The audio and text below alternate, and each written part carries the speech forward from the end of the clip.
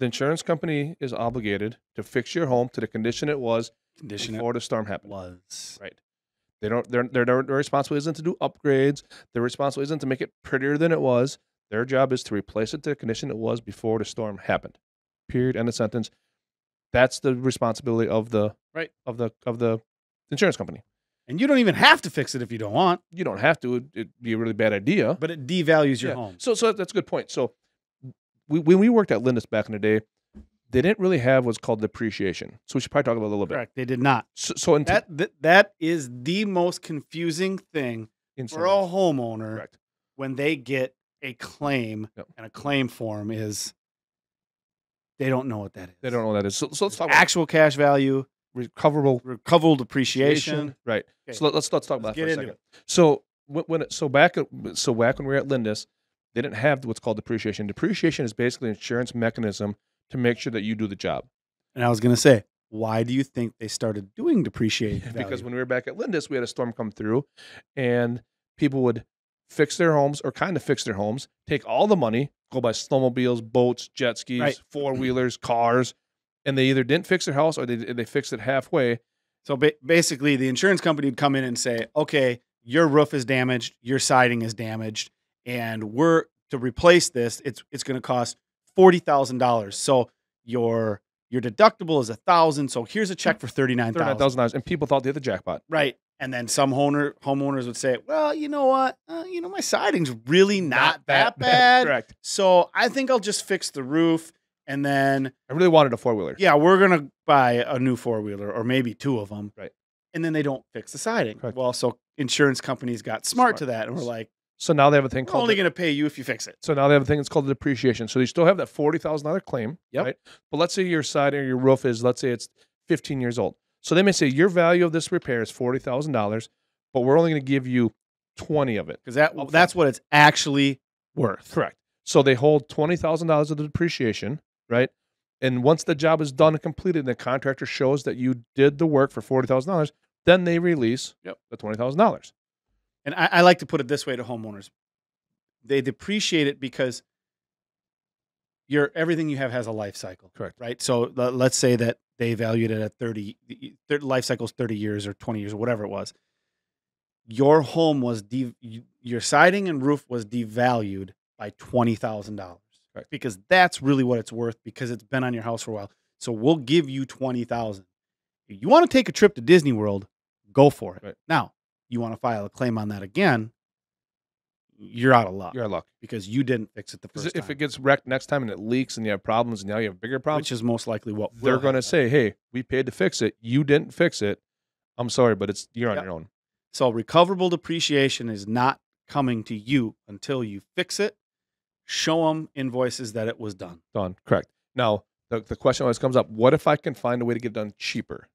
So let's say your insurance company says, hey, this claim, we think it's worth $40,000, right? And they hold 20, but you find Jimmy, that's the guy at the local tavern, that says I can do it for 30. Tank Top Ted? Tank Top Teddy, yep, that's it. Toolbox Timmy? But guess what you get to do? Guess what the insurance company is going to pay for at that point? If he shows a receipt for $30,000, you're only getting $30,000. You don't get to make money off the insurance.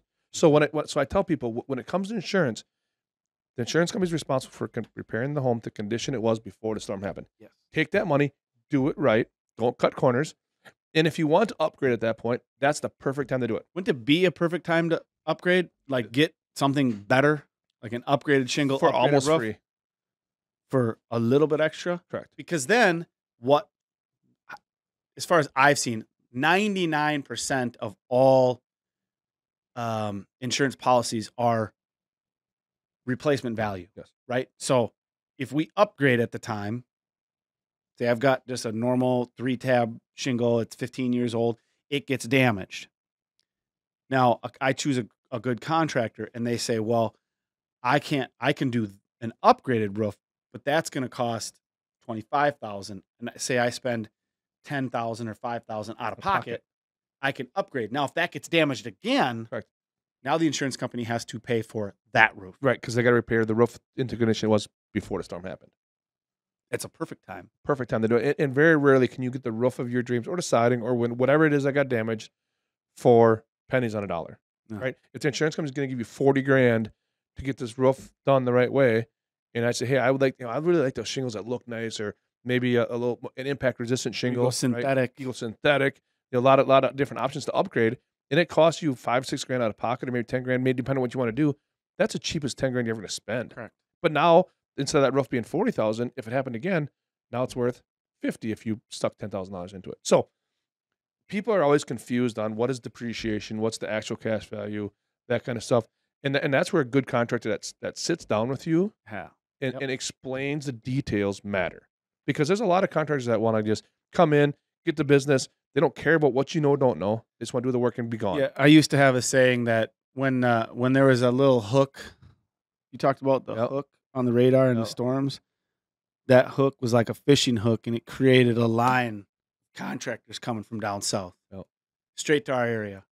I mean, there were times that we'd have hail come through, and I'm telling you, it hadn't even hardly stopped hailing, and I get into a neighborhood because we'd have a customer call us right away, and there were vehicles from all over already.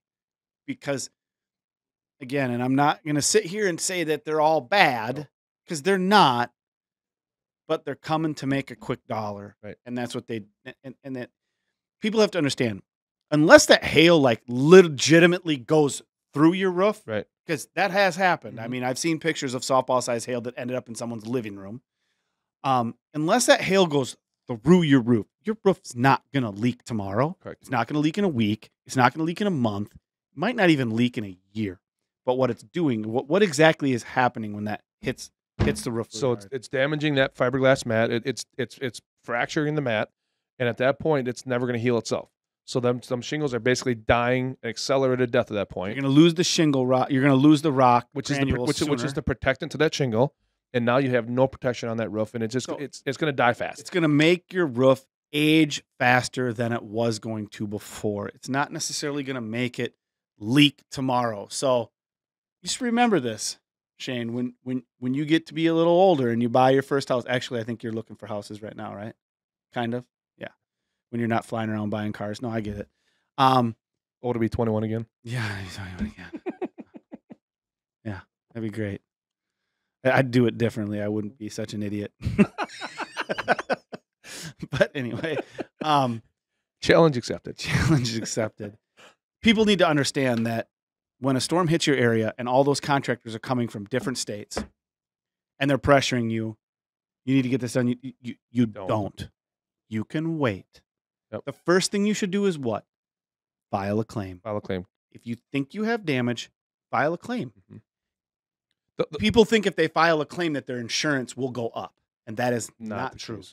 That is not true at all. You file the claim, you get it on record that, hey, we had hail, I believe we have damage, we need an adjuster to come out. Right. And then you find a contractor. Right. And I will always say, find a contractor that's local. Right. That you know is going to do a good job. You might have to wait for that person, but that's okay. Right. If someone can do it tomorrow, and that is a problem. That's a red flag, right? People talk about what are red flags for storm damage contractors.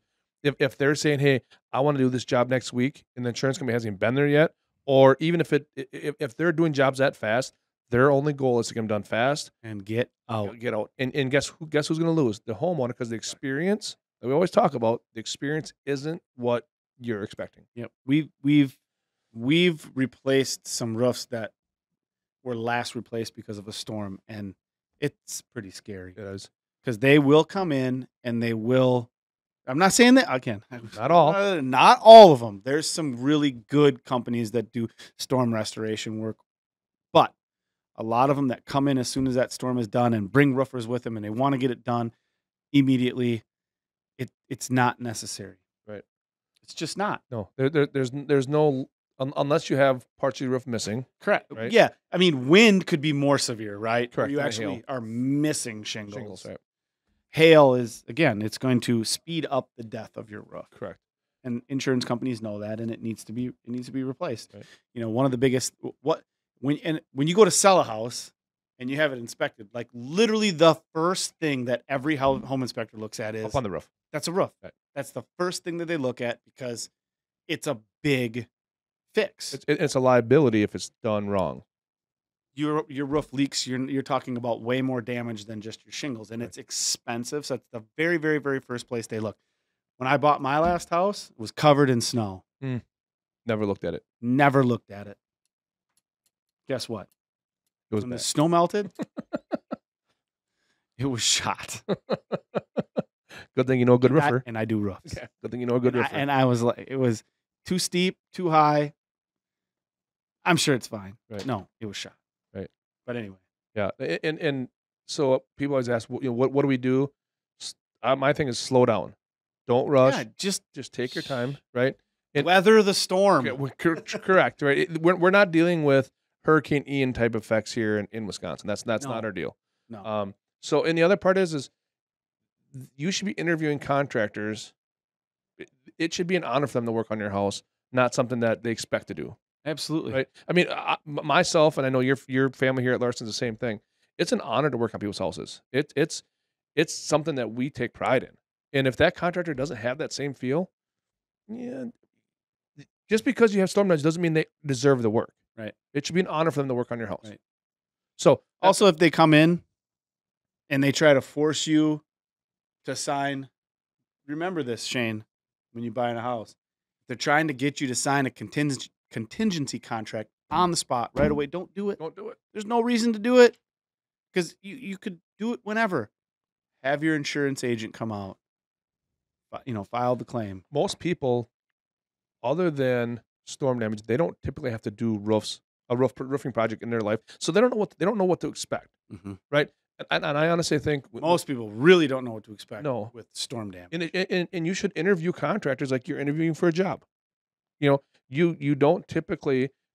You shouldn't hire the first contractor that comes out unless it's something. Okay, God, this is exactly the experience I'm looking for. I get the great feeling. I know exactly what's going to happen. The details are very well laid out. Like there's no gray area. Okay, then maybe. But a lot of times when you compare 3 contractors or 4 contractors, and you're going to see someone of those 3 or 4 that's going to rise above you and say, okay, that's the guy for me. Yeah.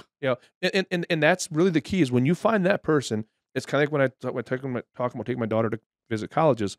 You're going to know when you find the college, right? You're going to walk in there and you go, this is the place for me. Same thing with contractors. You're going to say, you know what? This contractor has my best interest in mind. We're in a relationship together. We're in a business relationship where they have to do the work on my home the right way. I'm going to pay them, but along the way, we're going to have some fun. It's going to be enjoyable. And when it's done, I'm going to thank them for taking care of my house, and they're going to thank me for the opportunity to work on their house. Absolutely. And when that relationship happens, life is good. Yep. Let's recap real quick. Storm damage. First thing you do if you have wind damage or storm damage. Go file your claim. File a claim. Yep.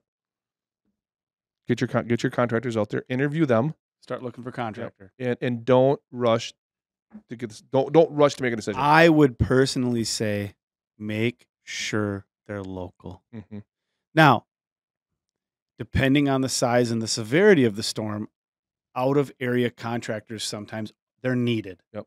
Like they're needed to fix all of the homes. But for the most part, I would try to stay local because especially with hail damage, it's not typically something that you need to worry about right away. Correct. It's not going to make your house leak immediately. The next step is to inspect. Well, let me ask you, hey, when did your hailstorm happen? April. Are you still getting people that are calling We're right still now? getting people that call that still haven't had the thing filed with their insurance company yet. They waited. And they're fine. They're fine. And guess what? They're not stressed. No. It's amazing, right? And those are the ones and they're probably going to be the happiest because they didn't rush to a decision. They didn't rush to get a job done. And that leads to my next thing is inspect what you expect, right? Because you want to make sure that you want to know what's going to happen, how it's going to happen, when it's going to happen, and we talk about the recipe, right? What is the service after the sale if you need it? Yep. That becomes the key. Yep. And if you rush to go with somebody out of town, I mean, they're literally not going to answer the phone. No. They're gone. Right. Poof. Yeah. They're gone. Anyway, right. It just came to mind. Yeah. It's a scary place there, isn't it? Yeah. So it is. So don't rush. Do your homework. Yeah. And it should be enjoyable. Just because you had a hailstorm doesn't mean it has to be stressful, anguish. My anxiety level's up. It doesn't have to be that way. Yeah, just kick back, have a cocktail, and enjoy watching all your neighbors stress out. Just Pick the right guys, and Yeah, it makes it exactly. easier. Exactly. So, well, I think that's it. That's it. That's it. That's it for the show today.